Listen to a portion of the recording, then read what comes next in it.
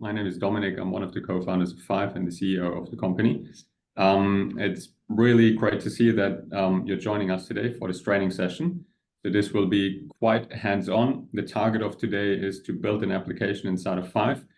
Now, I know that some of you have been using Five quite actively already. Hopefully, we can still teach you something new.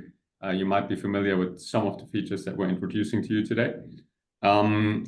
Since we're such a small group, if you have any questions at any point, feel free to raise your hand in Zoom and we can handle or we can take your questions verbally. Alternatively, do feel free to use the chat.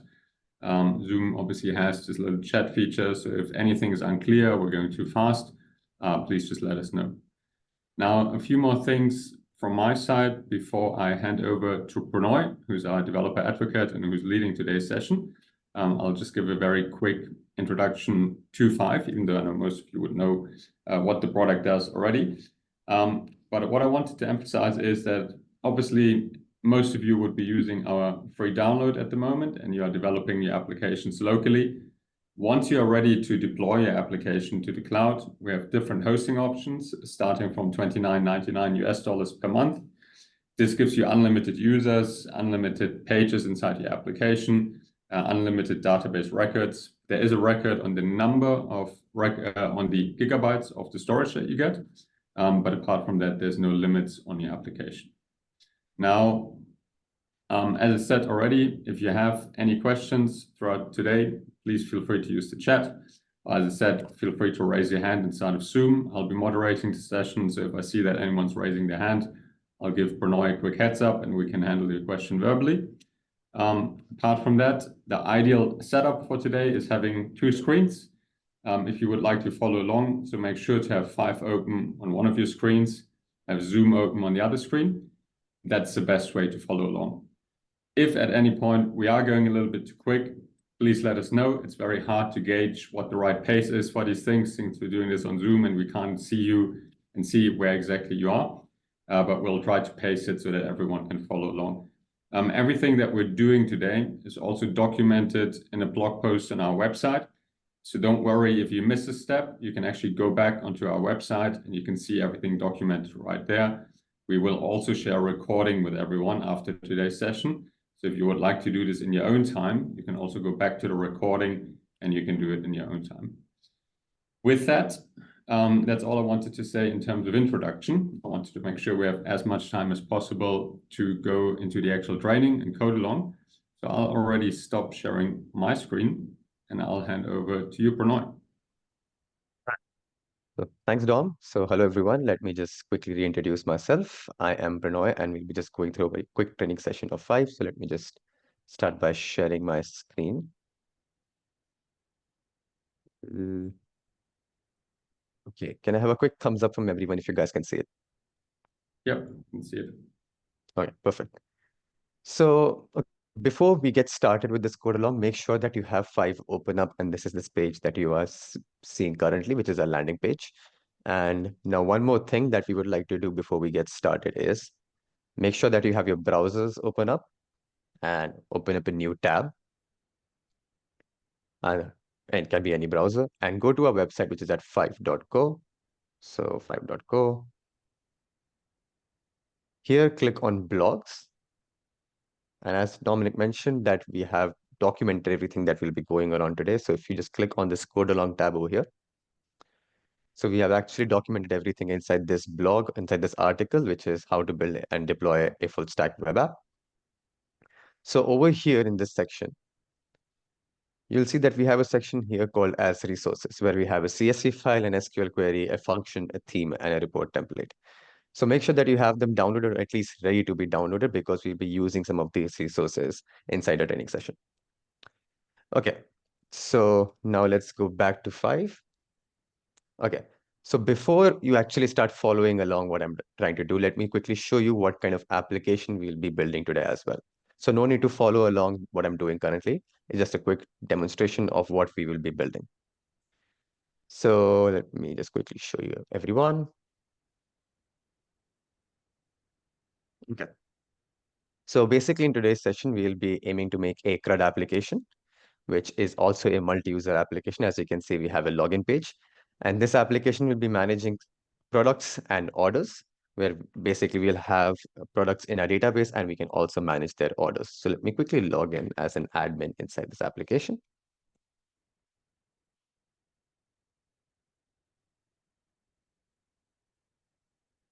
And as you can see, firstly, we are greeted with the form which has a list of products A, B, C, D, E, and F. If we click on any one of them, we get their name, their SKU, a price, and also a rating indicated by these stars.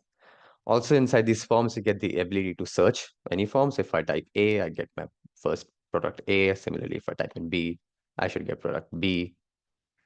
And also you will get this little filter option where you'll be able to filter, query and filter through this form as well. Also, you will have an orders form as well, where you can manage your orders, which are part of each product. For example, if I click on any order, I get the order status and an order date. Dates can be adjusted by this date and time picker. And also this particular orders form has an extra page. If you click on products right on top, you'll see that this page is now listing each product that is part of that order.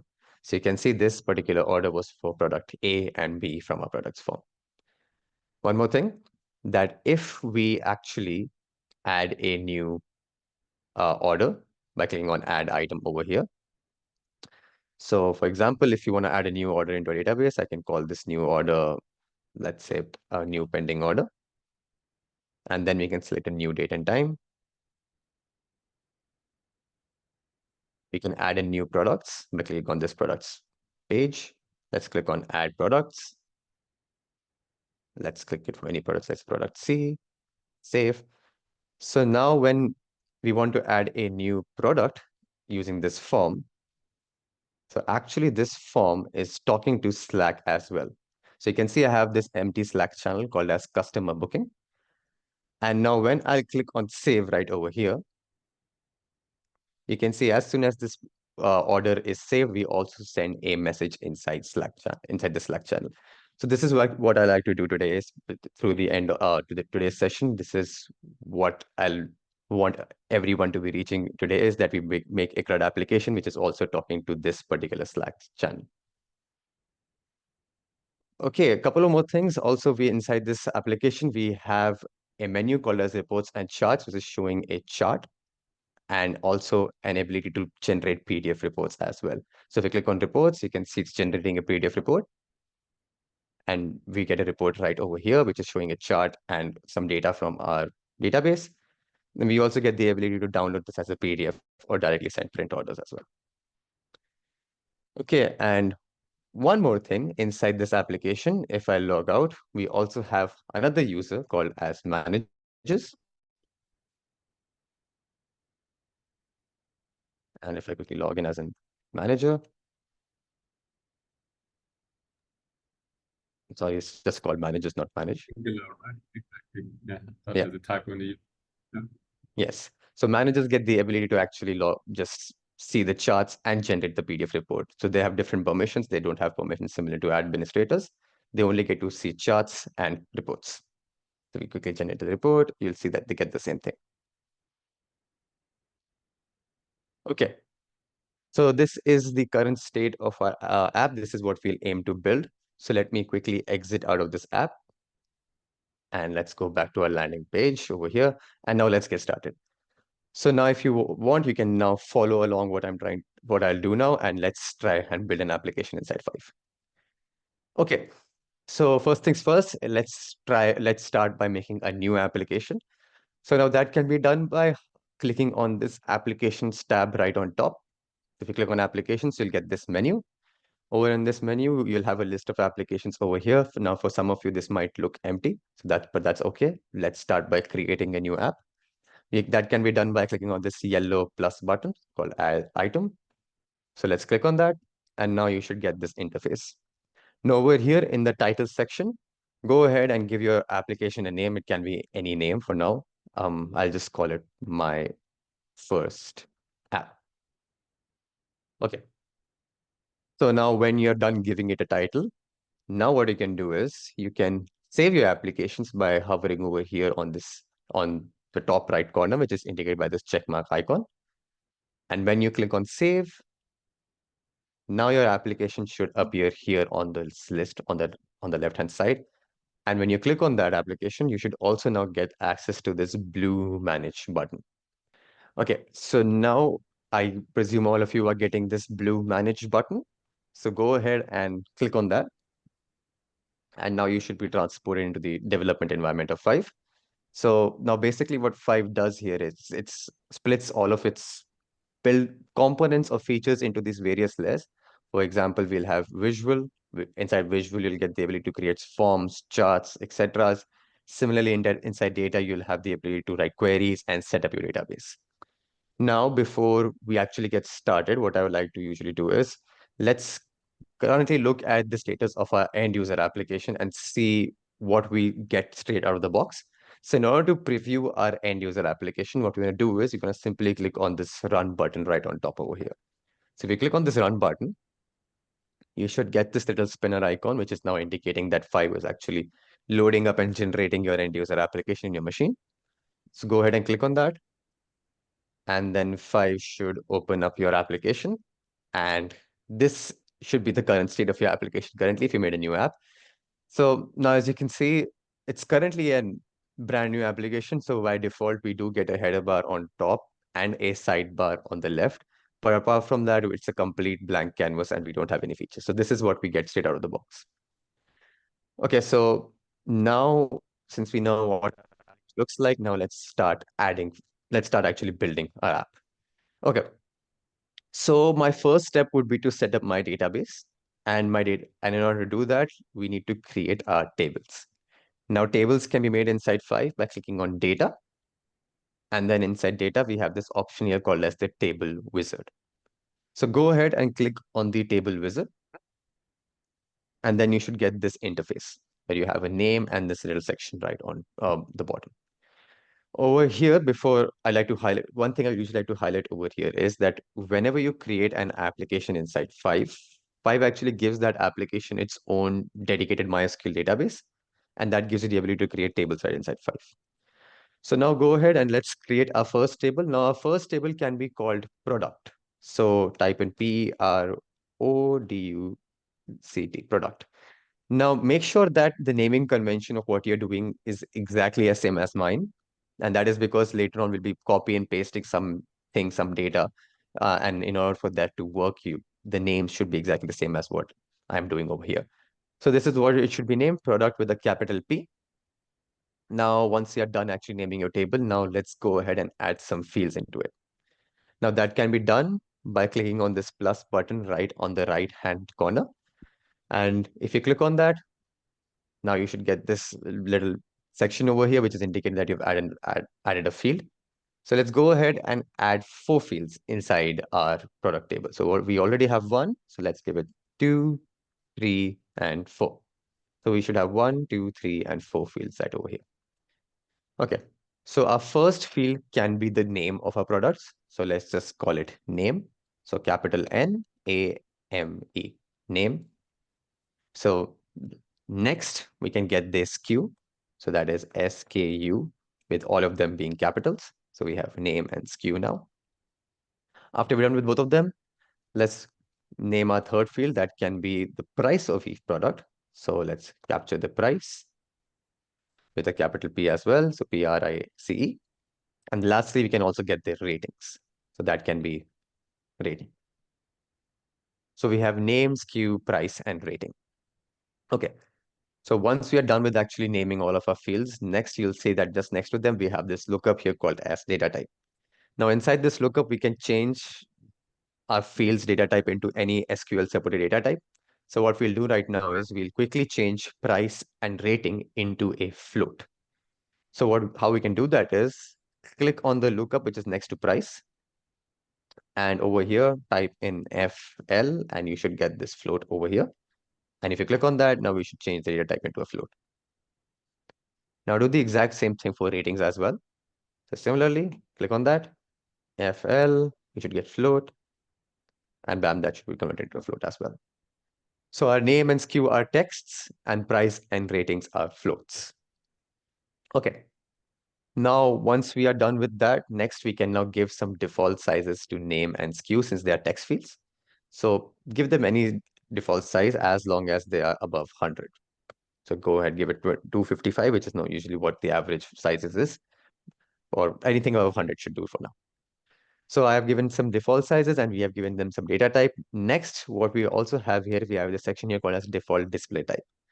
Now, the difference between display type and data type is that display type indicates how these fields are actually shown in the end user application, while data type indicates how they are stored inside the database.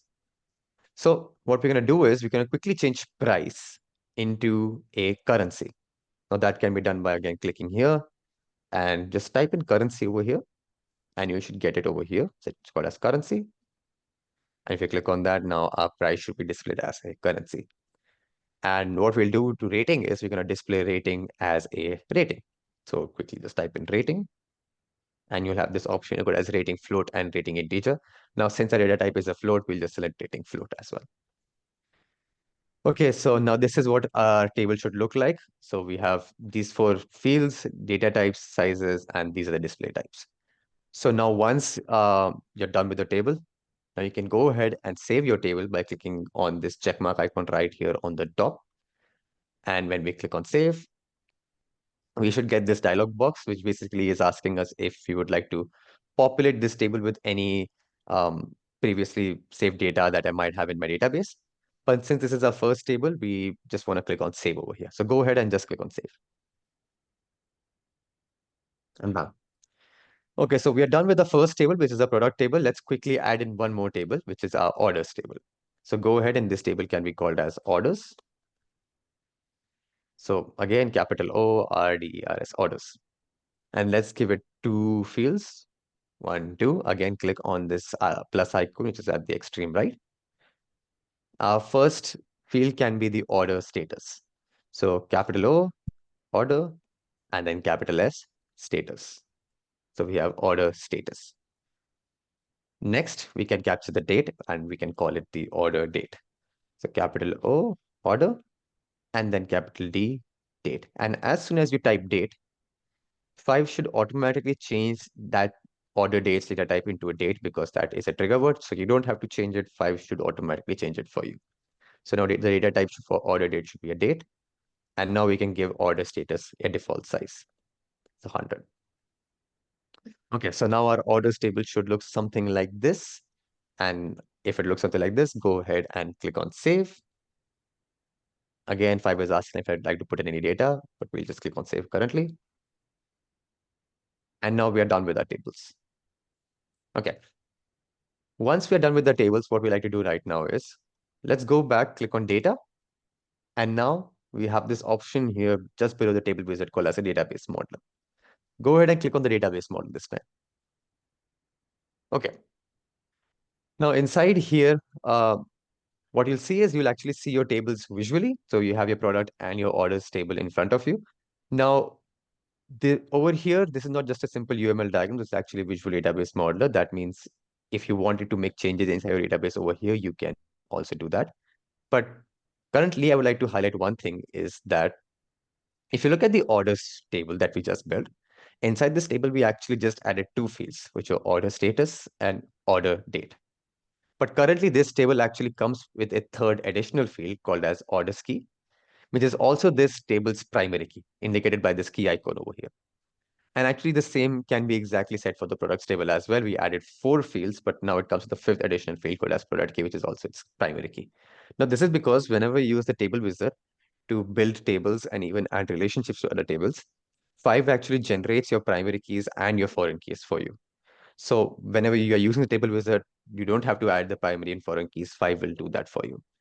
Now, for example, what we'll do right now is, ideally, in a scenario, product and orders are related to each other in a many-to-many relationship. For example, an orders can have many products, and one product can be part of many different orders. So let's go ahead and let's quickly build that relationship using a junction table in between. So what we'll do right now is we'll build a junction table in between, which handles that relationship between product and orders. So now we can do that by going back to the table wizard. And we can do that by clicking on data and then table wizard. And now we are back into this field. So over here, let's go ahead and make a junction table. We'll call it product orders this time. So product orders. Now inside this table, we actually won't be adding any fields because I'll actually show you how I will generate those fields for you. So no need to add any fields over here. But instead, what you want to do is just below the save icon, you'll have this arrow icon, which is a very small arrow icon called as next. Go ahead and click on that arrow. And now you should get this interface over here. Now, inside this interface, you'll see that we have this option here called as relationships. Inside relationships, now you can use this to quickly add relationships to other tables from here. For example, let's click on add relationships, which is again on the extreme right. So if you click on that, now you should get this drop down. On this drop down, go ahead and click both of our tables. So let's quickly add a relationship to products. We can make it required by clicking on this required checkbox icon over here. Let's do the exact same thing for orders. So let's click on add relationship, orders, and let's click on required again. So once you're done with both of these things, now we can click on save. Again, Fiverr is asking if I have to put in any data, but we don't want that currently. Let's click on save again. And we are also done with the junction table. Now let's go back to a database modeler. And now, bam, inside the modeler, you can see that we have a junction table in between, which is actually has 3 fields. If you remember, we didn't add a single field into this table, but now it has 3 fields: product key, orders key, and product orders key, with the product key and orders key being the foreign keys and product orders being its primary key. And now we actually have our database set up already. Okay, now before I move on any forward, I would like to just quickly jump back and make sure everyone is following along. So can I have a quick thumbs up if everything is okay for now?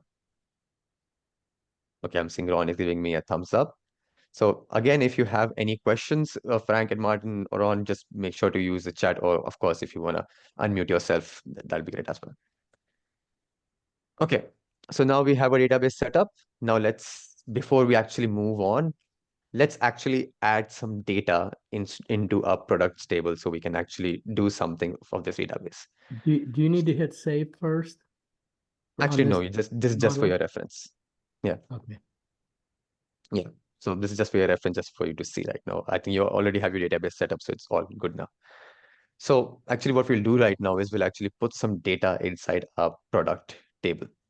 So if you remember, I asked everyone to go to our website, five.co, and open up our article where we have everything documented. So inside the resource section, if you can't find the resource section, you can just click on the table of contents, resources and downloads. It should put you back into this. Which section do you want?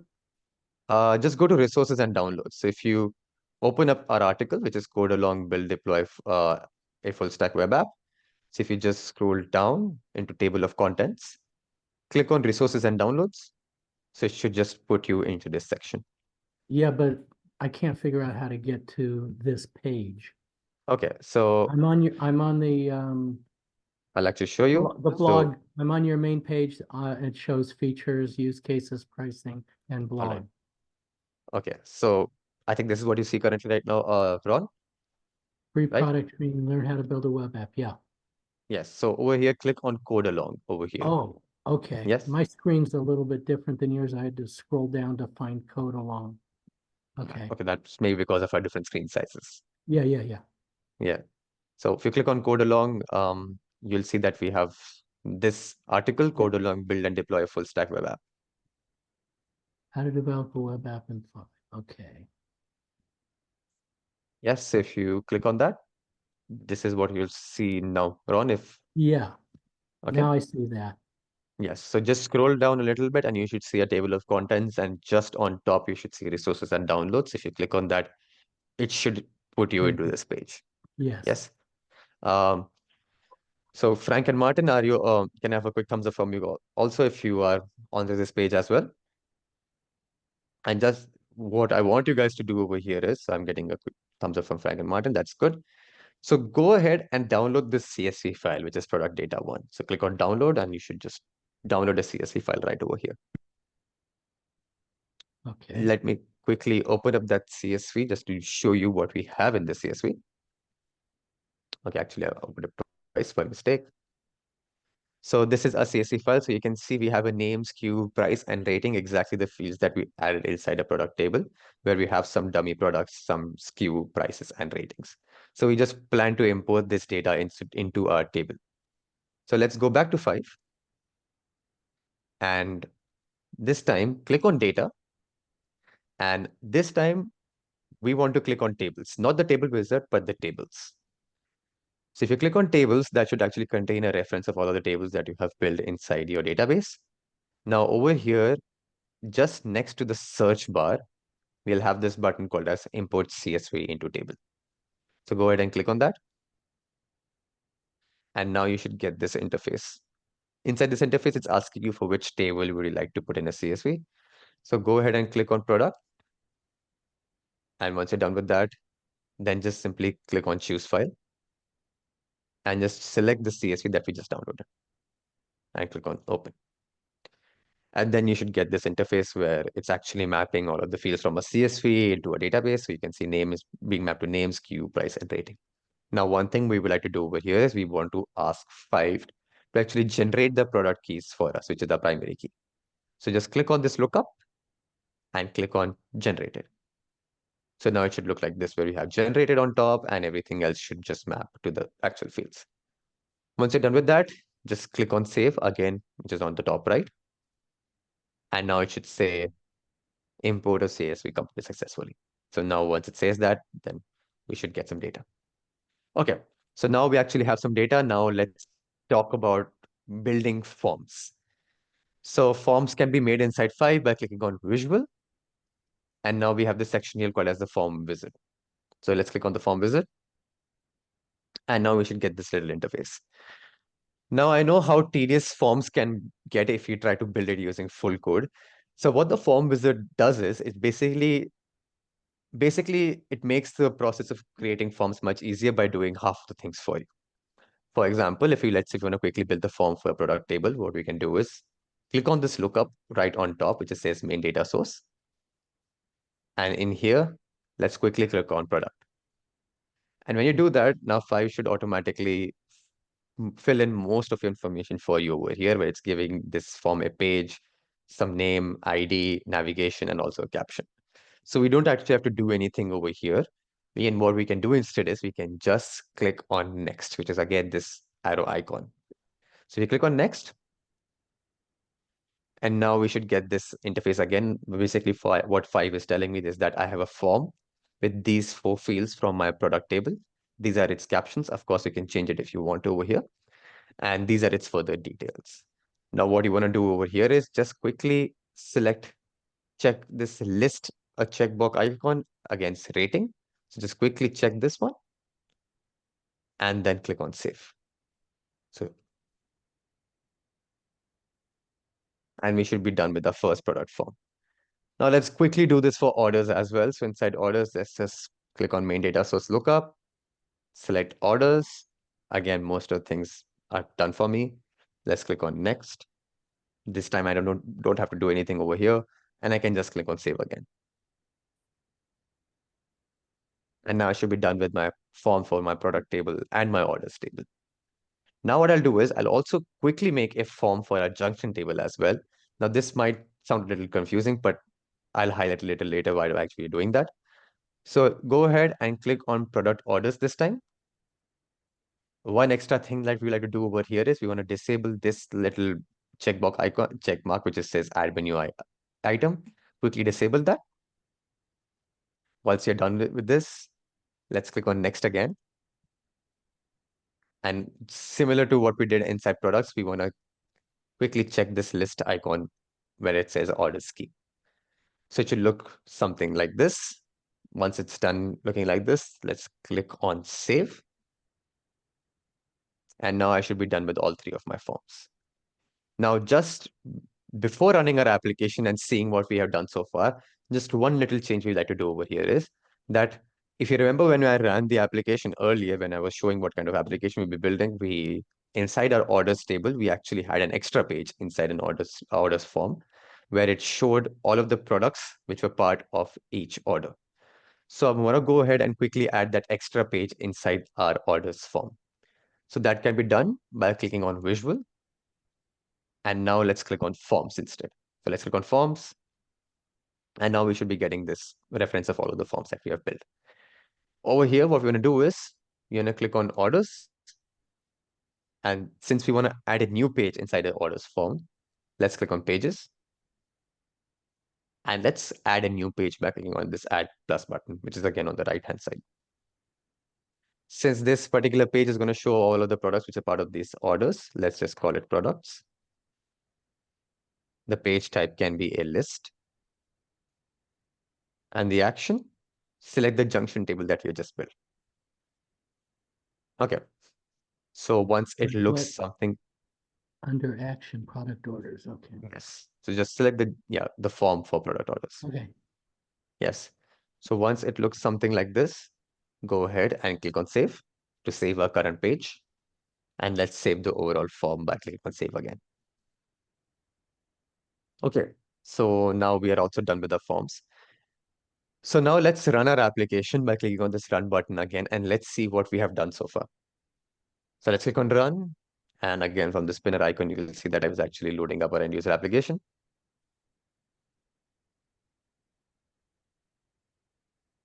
And so now this is what our application should look like now. So if you remember earlier, our application was just a blank canvas, but now we have some extra items. On our sidebar, we get both of our menu items for our forms. Currently, we have our products form in front of us, which you see that has taken data from our CSV that we downloaded. And if you click on any one of them, it should now show the data for that particular product just on the right-hand side. So we have a name, SKU, price, and rating. Now, if you remember, both price and rating are actually stored as a float inside our table. But currently, just because they were a different display types, they are shown very differently in our end user application. Now, of course, yes, Ron, Is you have that a question? rating? I like that it's stars. Is that because of the display type rating float? Absolutely, yes. It's And because that the was display type. that was Yeah. a custom designed display type, right? Yes, that's something you get from Five right out of the box. But if you want to make your own custom display types, we can actually also quickly show you that as well, how you can make own custom display types inside Five. So we have rating and we have SKU, we have price. Yeah. So what we'll do right now is let's make a custom display type for SKU as well. So what I plan to do with this display type is that currently our SKU looks something like this, where we have 3 letters followed by an hyphen and then numbers. So let's make a display type which does a validation for our SKUs such that a SKU has to be entered in this format, and if it's in any other format, it should return an error. So it should just validate the current format for SKU. So let's quickly make that display type as well. So exit out of this application and let's go back into Five. Inside this, click on Setup. And inside Setup, you should see that we have an option here called as Display Types. Now, inside this section, here is where you can make your own custom display types inside Five. So go ahead and click on Add Item. And now you should get this interface. So since we're making a new display type for SKU, let's just call this SKU. So SKU. So once we're done giving it a name, you'll see that we have this drop down called as display type on the bottom. So this display type indicates how it's actually shown in your end user application. So is it shown as a button, checkbox, an editor, etc., etc. So currently, let's just make it as text. So it's just shown as a text box, how it's currently shown. And then we have a bunch of other options here, right over here. Now, if you want, you can customize this, but that's not my aim currently. Currently, I want to add a validation inside the display type. And that can be done by applying a mask or a regular expression inside the display type. So what I have here is I'm not going to ask everyone to actually write their own regular expressions. Actually, I have this regular expression right over here. So what I'll do is I'll just copy that and I'll paste that over here. Actually, just put that inside the chat for all of you, so you can also do that. I've just put it into the chat so everyone can copy it from there. Okay, perfect. Thanks, Tom. So yes, so Dom has actually put in that regular expression. So go ahead and copy that and paste that inside the mask. Once you're done with that, also enable regular expressions by clicking on this checkbox, clicking on this button. And once you're done with that, you'll see just below mask, we also have a field called as error message, which just shows that if the SKU was entered in a invalid format, it should return an error and what that error indicates. So go ahead and type in any error that you want to actually show. I'll type in, please enter a valid SKU. So whenever we enter an invalid SKU, we should get this error. Once you're done with that, let's click on save. And now we should have our own display type set up and ready to go. Okay. So can I have a quick thumbs up if everyone is done with setting up the display type? Okay. We're getting it from Ron and so Martin and Frank as well. Okay. So now our next step would be to actually put this display type into a form. So that can be done by clicking it on visuals and then going back to forms. Over here, this time, let's select our products form. So let's click on products. And now let's go back to pages. This time we don't want to add a new page, but instead we want to edit the page that we already have. So let's click on general. And now let's click on fields. So now you should get all of the fields that are currently part of this form. Over here, we wanted to apply this display type into SKU. So let's quickly click on SKU. And let's click on edit. Now this is what our current current SKU looks like. And you can see the display type is text. So click on this lookup, scroll right on top, and you can see that we have a display type right over here that we just made called a SKU. So if you click on that, now this is what our field should look like. So it should just say SKU, SKU, SKU, SKU everywhere. Okay. So once you're done with that, let's click on save. Let's click on save again. And now let's run our application again and see what we have now.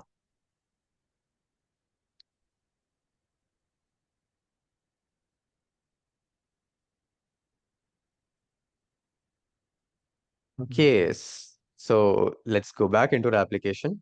And now let's try adding a new product into a form. So that can be done by clicking on add item right over here. And then you should get this list which says name, SKU, price, and rating. So let's give it a name. I'll just call it product F since we already have product up till E. So product F. I'm going to skip SKU for now and give it a price. This can be 59.99. And let's give it a rating of 4.5 stars because we only sell good products. Okay. So once we are done giving it a price, rating, and SKU, a name, price, and rating, now we can give it a SKU. Now, if you'll see, the current format for a SKU is that it should have 3 letters followed by a hyphen and then some numbers. So if you enter a invalid SKU now, so you can see our text box turns red, indicating that we have entered an invalid SKU. And if you try to save it right now, it should give us the error that we just typed, which is please enter a valid SKU, indicating this wasn't a correct format. So our current correct format is actually 3 letters at the beginning. So I'll just call it SKU, followed by a hyphen, and then some numbers. So 0008 for this context. And now you'll know that you have entered a valid SKU if this SKU on the caption on top turns blue and it's not red anymore. And now if you click on save, you should be able to successfully add a product now. Okay. So we have added a new product. Now let's go and let's click on our orders form this time. So let's click on orders. Now we actually didn't add any data into our orders form. So let's go ahead and do that. So let's click on orders, add item, and we should get an order status and an order date. Go ahead and give it any status. So I'll call it pending for now. Pending. And then we can give it a date by clicking on this calendar icon. And then 5 should open up this date picker. Give it any date of your choice. I'm going to select tomorrow. Once we're done with that, click on products right on top. Now this is the extra page that we just added inside this form where we can add products as a part of each orders. So click on add products. And now we should get this lookup through which we can add products into this form. So let's quickly add in any two products. So I'm going to select product A. Let's click on save. Let's add in one more product. I'm going to click on product B. Let's click on save. And let's save the overall form again by clicking on save again. Once my order is done saving, it should appear here on this list again, and I can see that. Let's add one more product. So let's click on add item again, and let's quickly add in one more product. So I'll just call this one shipped. No need to follow me around. You can just add in a product of your order of your choice. So I'm going to call it shipped. Let's give it a day. Let's quickly add in two products in this as well. So I'm going to add a product F. I'm going to put E. Shipped is a field, a new field in orders. No, Just that is general. inside general, just give it a status. You can have it shift pending or any other thing of your choice. You can also make it new. Okay, you started on orders Mm-hmm. and I see order status pending. You hit the plus sign in the list of order status. So for example, oh, okay, I just lost you for a second. So shift. yes. Are we on the same page now? Yeah. Yeah. So go ahead and add another product as well. So you should have two. You should have two orders in this form. I have a pending and a ship, but just have two orders. Pending and shipped. Okay, Yes. got it. Okay. Okay. And so again, just gonna have a quick thumbs up from Frank and Martin as well if you're following along as well.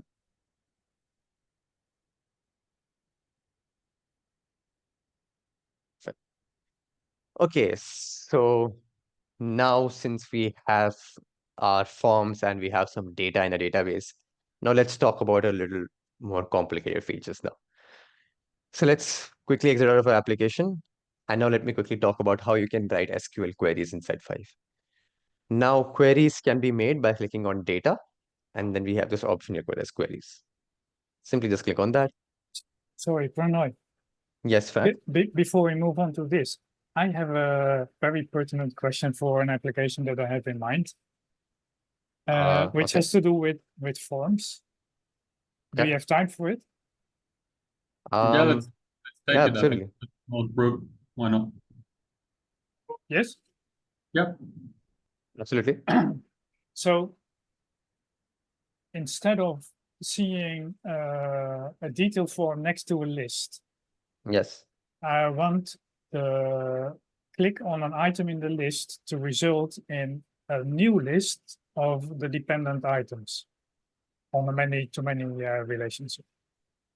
Okay. So in this example of the orders and the shipped, I would like that if I click on shipped, I immediately see the list of products and nothing, and instead of the list of orders, not next to the list of orders. Is that possible? You could, having the list next to a list would be a challenge. What you could do is have a drill No, down. a list instead of the list. So the list of orders needs to disappear, and instead of that, it should show the products of the item in the orders that I clicked. So I clicked on shipped, and then that list should disappear and only show the products of that particular order. Is that possible? I think I understand your use case, Frank, and there is something that resembles, I believe, what you're trying to build. I'll send that through to you as a application that you can import after the meeting, if that's okay, and I'll give you instructions on how to build it. Okay, thank you. All right. Yes, I get your use case, Frank, and yeah, as Dom said, we'll send you an FTF after this, which will, I think, resemble what you're trying to build. Okay, so all good. Let's move on forward. Let's talk about actually writing SQL queries now. So again, we are on data and then similarly on queries. So we are on this page currently. data and then queries. You can always see on which page you are on by looking on top. So you can see that we are on queries currently. Over here, let's click on add item. And then we should get this interface. So on data source ID, let's go ahead and give your query an ID. I'm going to call it product query for now. So product query. And once you're done with that, you'll see that we have another field here which says click to where, and go ahead and click on that. And now you should get this interface right in front of your screen. So over here, you are currently on the designer page where you can essentially write SQL queries, but visually. For example, what we're going to do now is we're going to click on this button which says add table. And we're going to just add every table into our canvas now. So let's go ahead and add products, add our product orders. Let's enlarge it a bit. And let's add our orders as well. So our canvas should look like this currently. So we should have all of our tables and we should have a database currently in front of you. Now, let's say from this, we quickly want to write a query that shows me the name of my products, their rating from my product table, but as well as the order date from the orders table. So we can do that essentially by just simply double clicking on name. So you can see now name appears here on the bottom, indicating that we have selected it. Double clicking on rating. So we have rating here as well. Oh, actually, let's not take rating this time. Let's quickly exit. Let's quickly cross rating out. Instead of rating, let's quickly capture price, because I believe price is way more better when we want to visualize it later on. So let's take in name and then price. And then let's take in order date by simply double clicking on order date. So name, price, and order date. So once we have selected this, just above the add table button, you'll see that you also have a run button. Let's click on run. And now you should get the results of your query right here on bottom. So you can see it actually shows all of the products which are part of each order. So we took product F, E, B, and A, their price and the order date that we have added. Now, one thing I would like to highlight over here is that whatever you do inside the designer, if you click right on SQL, is converted right into SQL in front of you. So Five actually writes that SQL for you. For example, as you can see, it actually wrote those inner join statements in front of you as well. So of course, here, if you do not wish to write the designer, you can of course write SQL here as well, just like how you write SQL in any workbench. Now, just in case, yes, Ron, have any question? I've been using this query builder for ad hoc queries without saving them and going direct to SQL, but none of mine have the little ticks around the table and the field. So I presume that those are optional, right? The little ticks as when you're The talking little about. backwards apostrophes. Like I might have typed in select product dot name, comma, product dot price Yeah, yes, without that's those absolutely fine. Yeah, that's optional completely. If you just remove Okay. those as well, it should Thank just you. work. Yeah. Those backticks are just generated from the query builder side, but when you're writing it yourself, yeah, you wouldn't add in those backticks. Thank you. Yes, so just how you write SQL in any workbench, Ron, it should just, if you just mimic that, it should work anywhere inside Five. Okay. So now, just in case if any one of you missed this query and it does not look similar to what I have done, if you go back into our article, we actually have this query for you, so you can download it and just copy and paste it, and it should work. Okay. So once you're done with the query, let's click on save. And let's click on save to overall, save our entire query. And now it should appear here on this list, which says product query. So now actually done writing an SQL. So now once you're done writing a query, we can actually use it in various different ways. What I would like to do with this query is that I would like to visualize it in a form of a chart. Now that can be done by clicking back on visual. And then we have this option here called as the chart wizard. So let's go ahead and click on chart wizard. Okay, so once I click chart wizard, we should get this interface where we have a chart right on the right-hand side and an interface right on the left-hand side. Let's go ahead and give this chart a title. Now this title should be exactly the same as what I have written. So let's call it product chart with P and C being capital. Okay, so once it's called product chart, just like I have written, now let's go ahead and give it a data source. Now, inside data source, you can see that I can actually attach all of the tables that we have built and also the query that we just wrote. So let's go ahead and quickly select the query. And once you're done with that, you should just see the results right over here. Okay, so once you've selected the query as a data source, in the X value column, we can select the name. So now we should get all the name of our products right over here. And in the Y value column, let's quickly select the price. And bam, we should actually get a live chart over here. So we have product A, B, E, and F. And if we hover over them, we should actually show the prices for each products. Okay, so once you're done with Okay. that, Okay, Yes, you about- had 2 products in your products table and I mean, you had 4 and I only had 2. So that's why you have 4 segments to your chart. Okay, yes, that's why you should, I think in your chart, you should only have 2 bars while I have 4 because I added got multiple it. products. Wow, Yes. this is slick. Okay. Now let's go to chart area. And inside chart area, let's just give it a area title. Since we're actually showing the prices, let's just call it prices.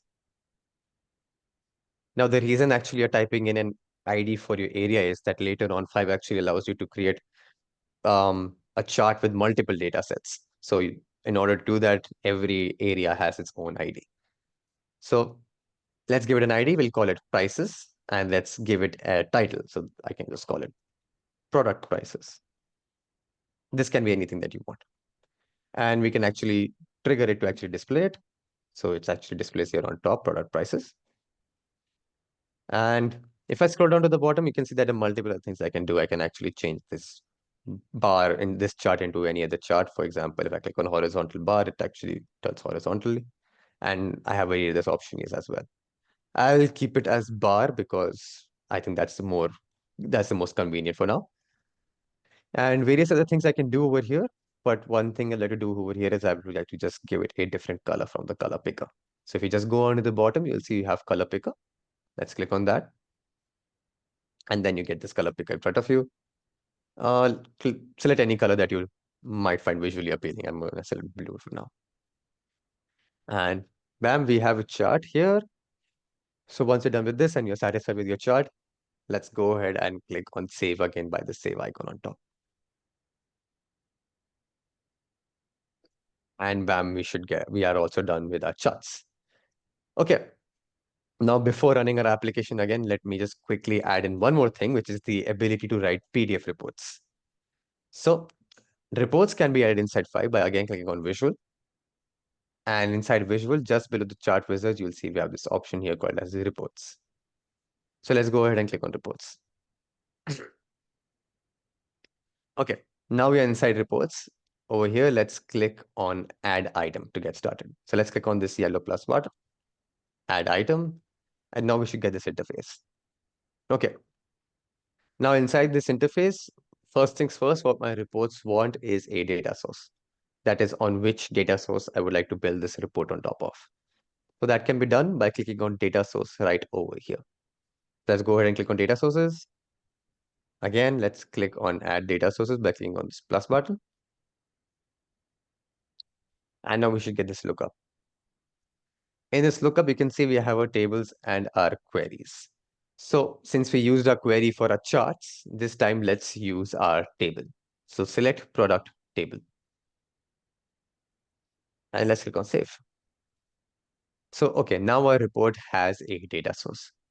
Okay, so let's go back to general. Let's give it a title.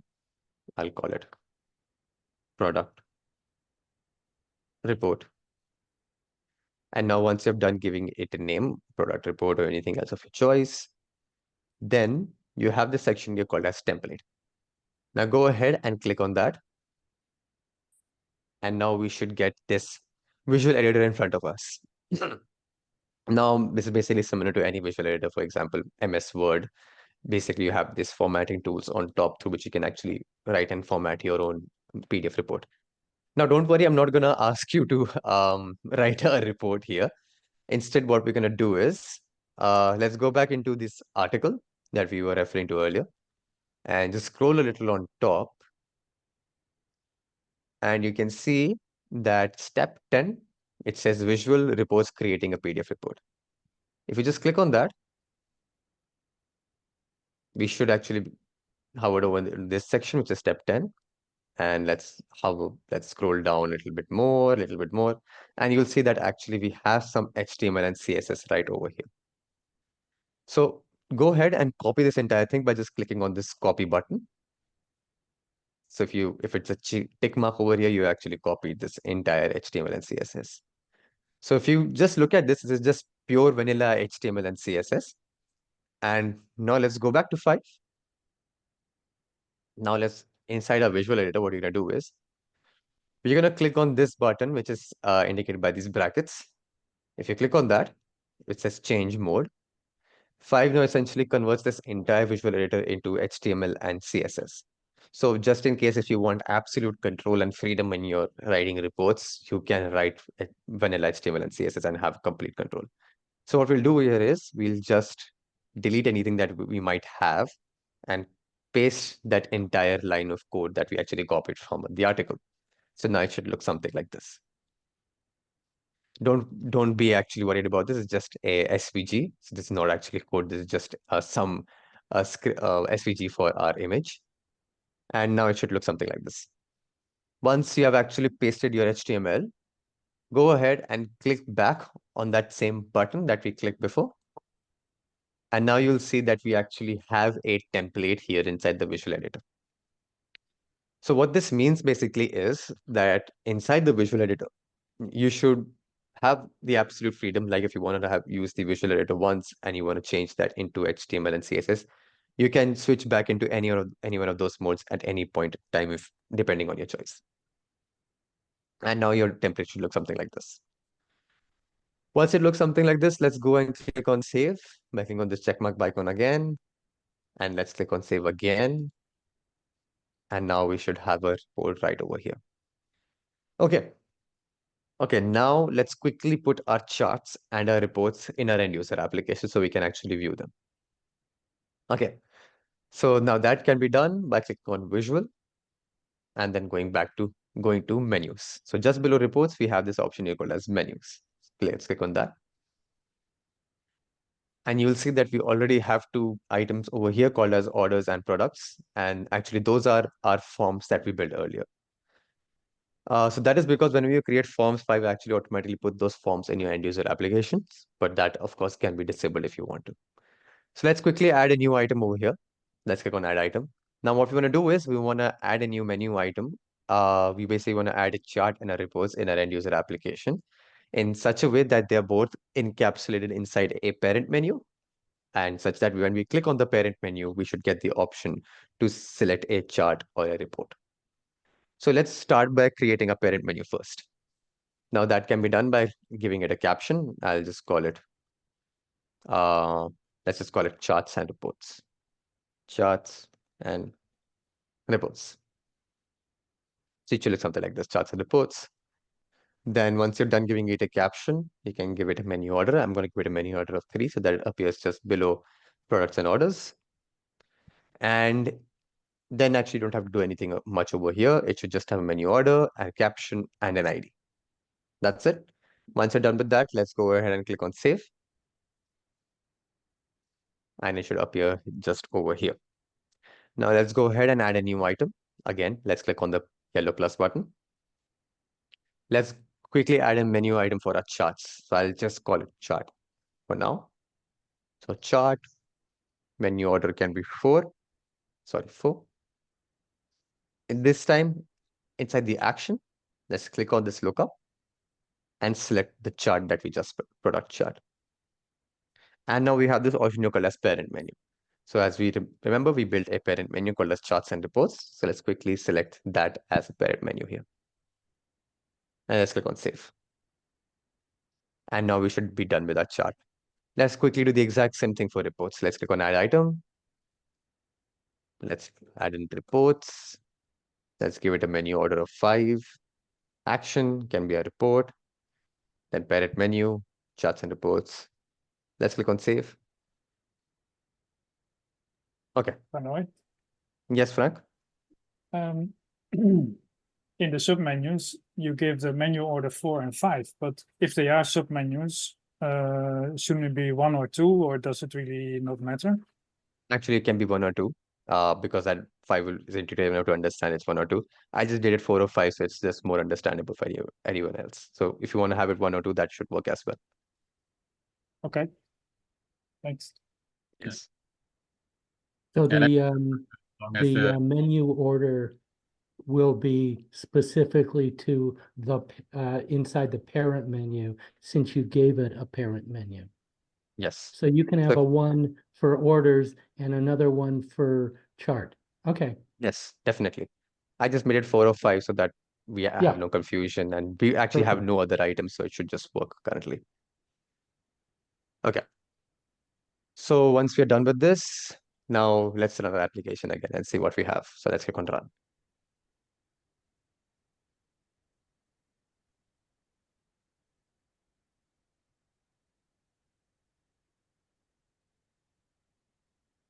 Okay, now let's go back into our application. Now you'll see just below product and orders, we should have our parent menu called as charts and reports. So if you click on that, now it should expand and you'll see that we have chart and reports. So let's click on chart. And now 5 should actually show your entire chart in front of your screen. Now, currently, this chart is actually occupying this entire screen because that's what we've told 5 to do. But of course, you'll also have options to create admin panels and dashboards with your own layouts as well. So we have our charts.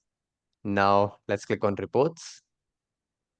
And now 5 should start generating a PDF report in front of you. And now your report should look something similar to this, where you have this table, which is showing all of your data from your product table, and also a chart that we just built. Now, from this PDF report, you can also directly download it as a PDF, of course, and also send a direct print order as well. Okay, so now we have charts, reports, products, and orders. Now, do we have more time? Dom, can we resume? Yeah, I've noticed we've been going a little bit over time. If anyone needs to drop out, we'll continue the entire training session and we'll share the recording after. Of course, if you have time and to stay on the call and we can continue together. I think we'll just keep going. And as I said, if anyone needs to drop, we'll share the recording. Oh, excuse me, how long do you expect to continue? I don't think more than another 15 minutes. There's only a couple of Yes. features left that we'll Yeah, address. 10 to 15 minutes more on. Okay, Yeah. Okay. So now we're actually done with all the major features in our application. As you remember earlier, this is all the features that we had. So now one more thing, if you remember in our earlier application, it used to talk to Slack. So let's just quickly actually add that feature so that our application talks to Slack as well, such that whenever we want to add a new order, and we actually add a new order and click on save, it actually sends a message inside my Slack channel.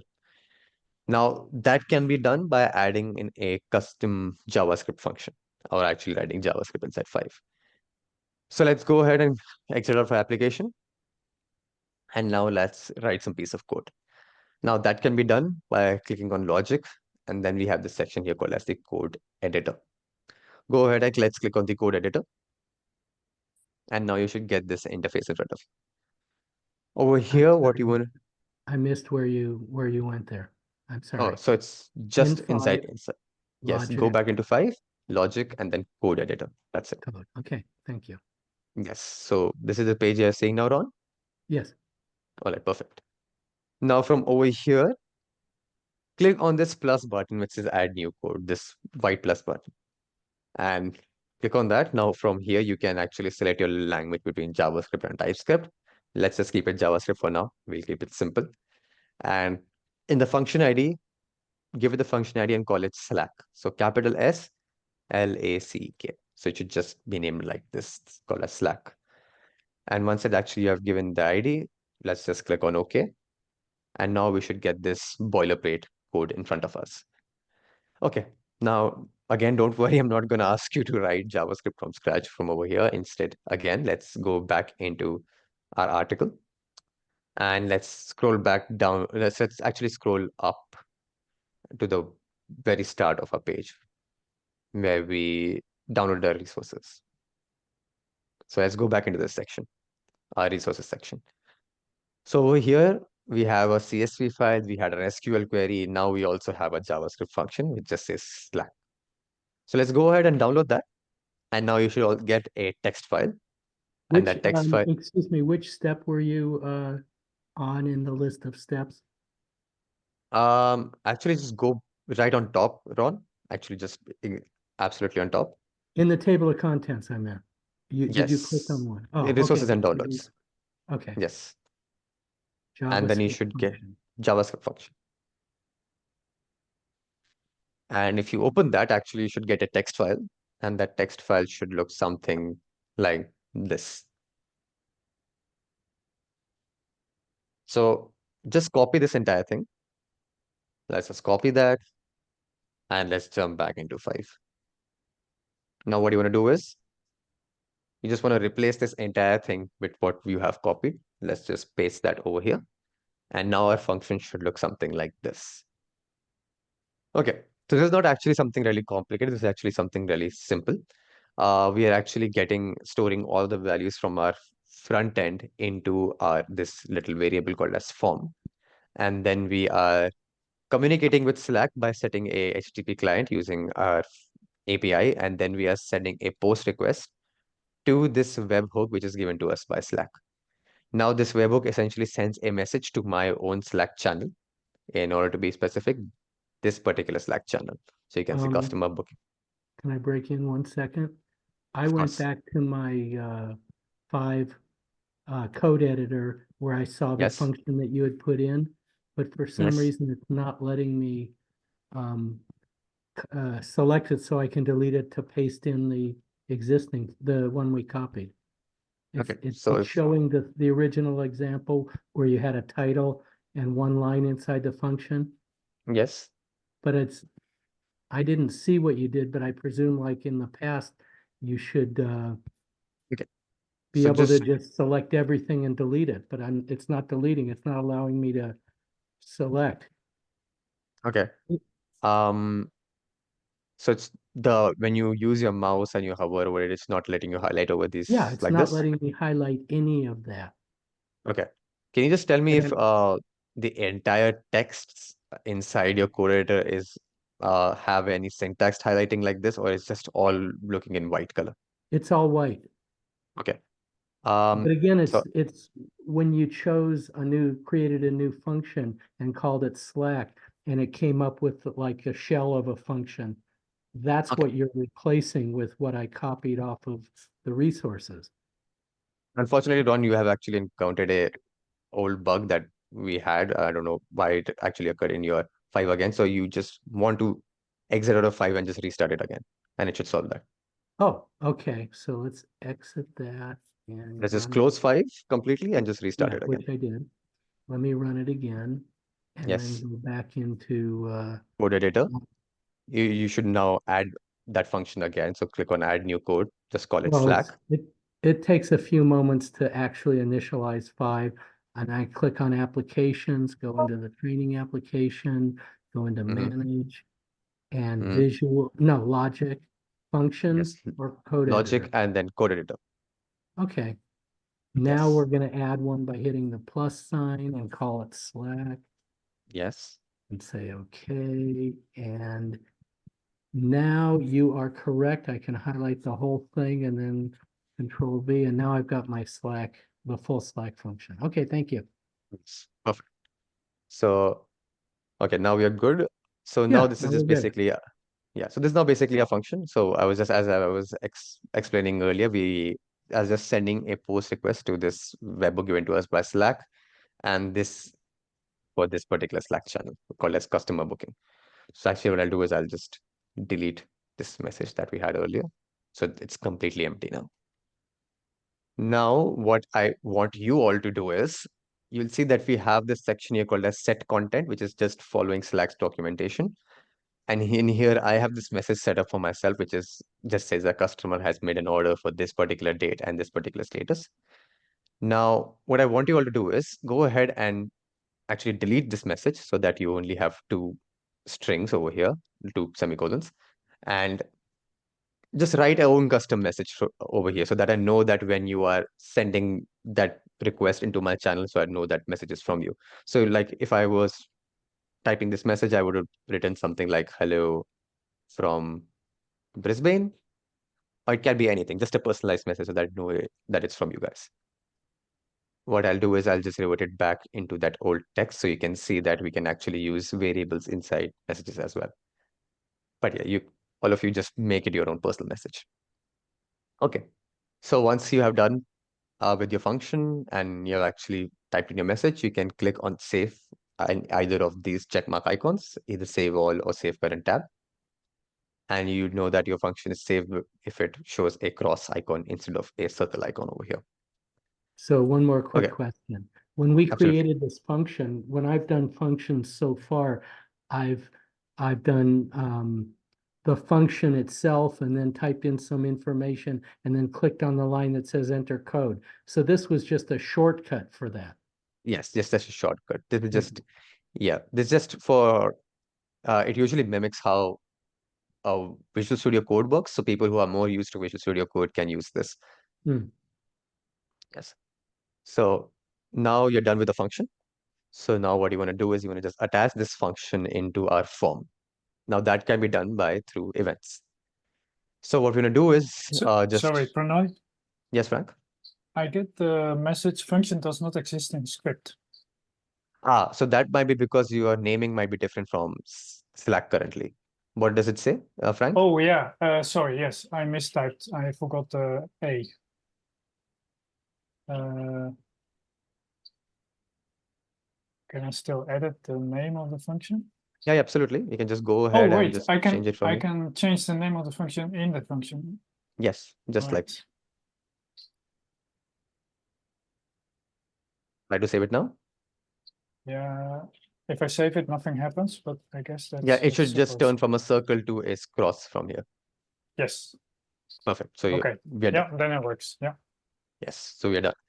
Okay, now let's just quickly attach this function to our forms. So just reiterating, we want it to such that whenever we add a new order, we send a message inside Slack. So let's click on visual and then let's go back to forms. And now inside forms, let's go back to orders where we added a new page if everyone remembers. Now here, instead of pages, let's click on events. Now, basically over here, you can see are a set of events that nearly every component or every feature inside 5 goes through. So you can see this particular form goes through a create, select, show, add, edit, cancel, complete, and do complete. So what you want to do is just on the extreme bottom, we have a section called as do complete. And let's just quickly attach a Slack function over here. And let's click on save. So now it should look something like this, where in do complete, we should have a Slack function. Okay, so that's it. I think we are ready to go with the function. Now let's click on run.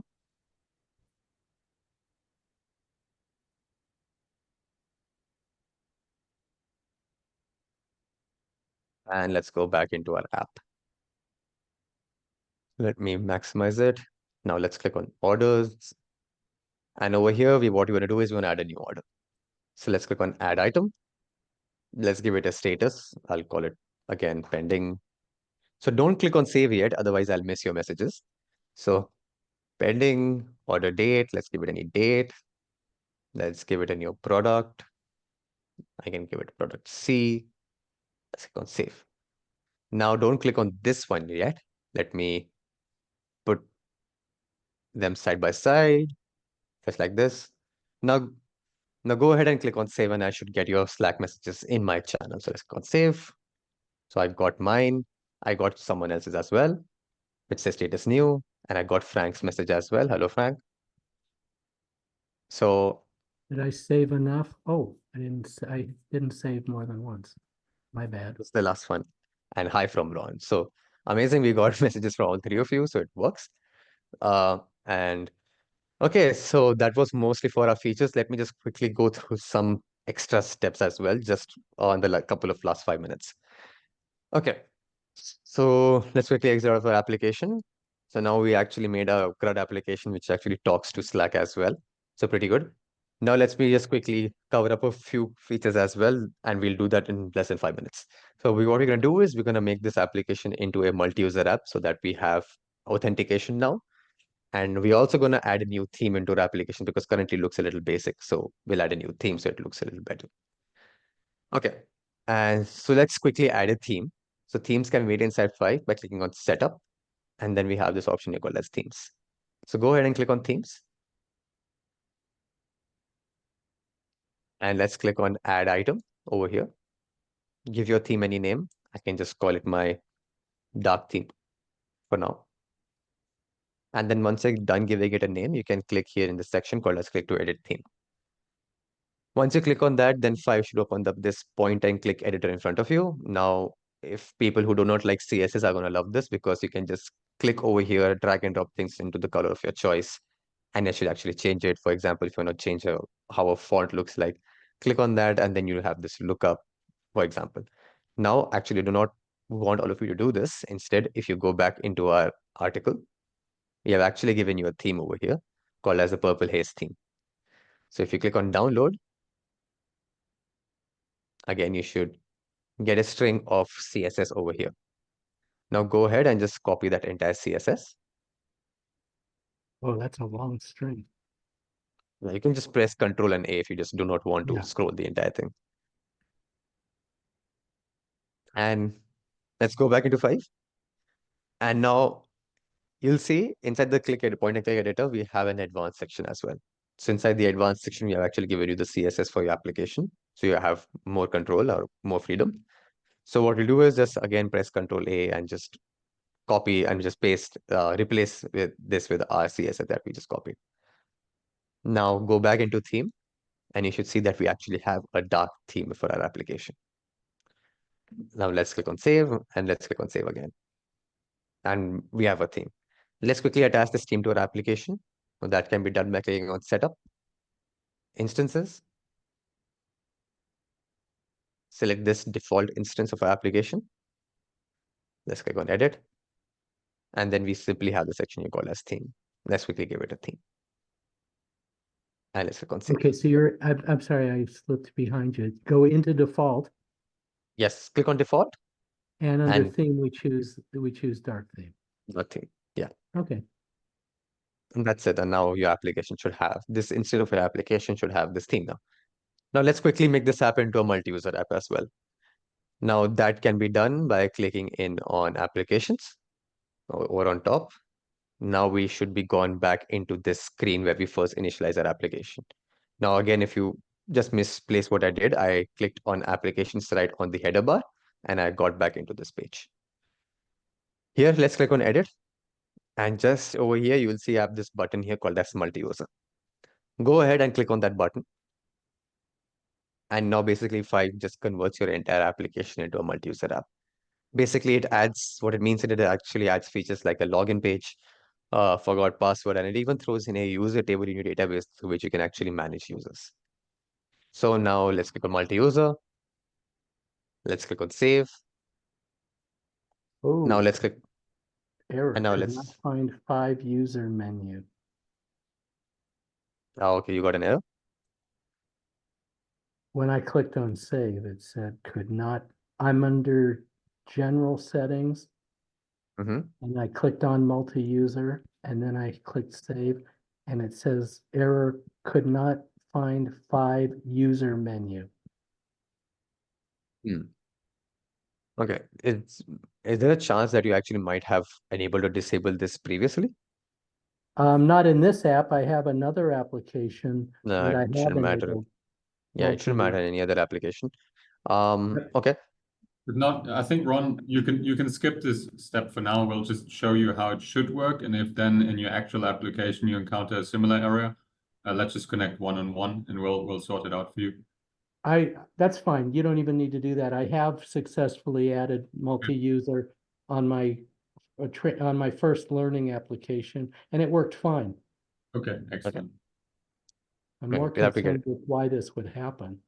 Yeah. Yeah, we'll can connect one-on-one later and we can figure out why it's exactly happening to you.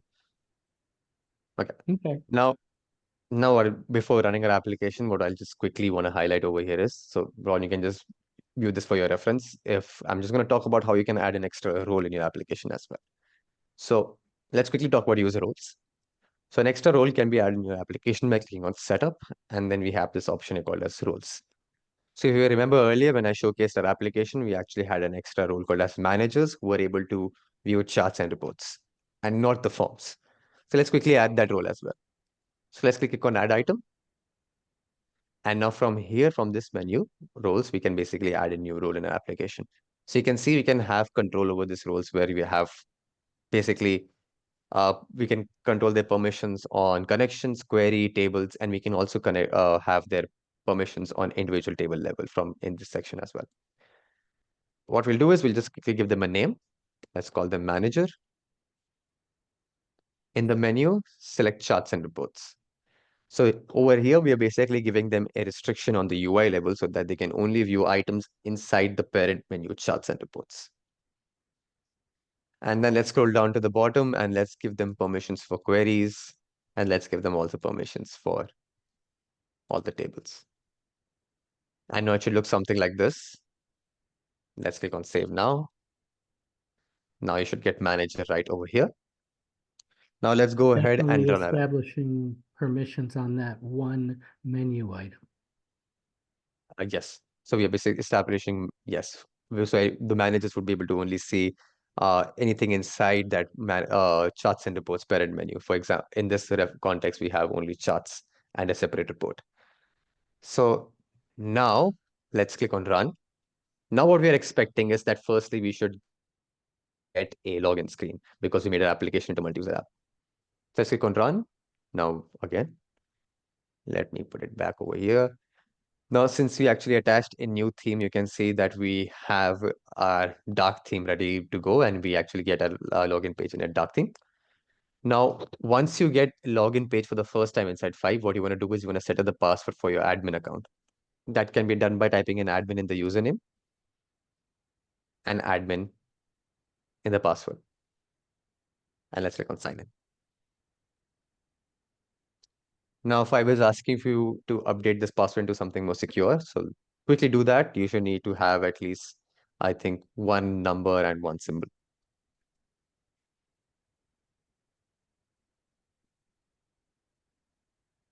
Once you're done, let's click on update password. And bam, I'm inside my application.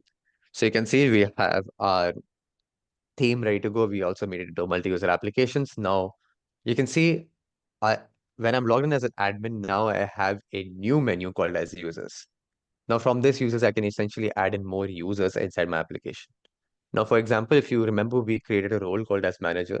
So let's quickly add in a user for the role manager. So let's click on users and let's click on add item. Now inside add item, now I should get this interface so we can actually add in more users inside my application. So let's call this one manager. Give him any name. I'll just call him John Doe. Give them an email. It can be a dummy email. That doesn't matter. Let's give them a phone number. So I'm just giving it 98123456 something like this. And then let's give them a password. Now finally inside the roles, let's give them the role of a manager. And now we should be good. So it should look something like this, where user ID. Now just remember the user ID because the user ID is what you use to actually log in, and the password, of course. And the role should be manager. Rest can be anything of your choice. Now let's click on save. Let's quickly click on this avatar icon on top in the header bar. Let's quickly log out. And now type in manager or whatever user ID that you actually used. And let's type in the password that you actually selected. And let's click on sign in. And bam, now I'm inside my application as a manager, and I can see my chart and just my reports. Now, just in case if you actually do not like this theme currently inside a website, if you just scroll down to the bottom, we actually, in our footer, we actually provide you with a bunch of themes inside the theme section. So you can actually copy any theme from here and I could use it inside your application. Oh, Oops, I'm nice. sorry. Yes. So you can just, if you click on download, it'll actually just give you the CSS like that, and you can just copy that and put that in your application. Okay, so I think we went to a couple of things today where we build a CRUD application with user roles. It talks to Slack, and it does, of course, it also makes a chart and a PDF report.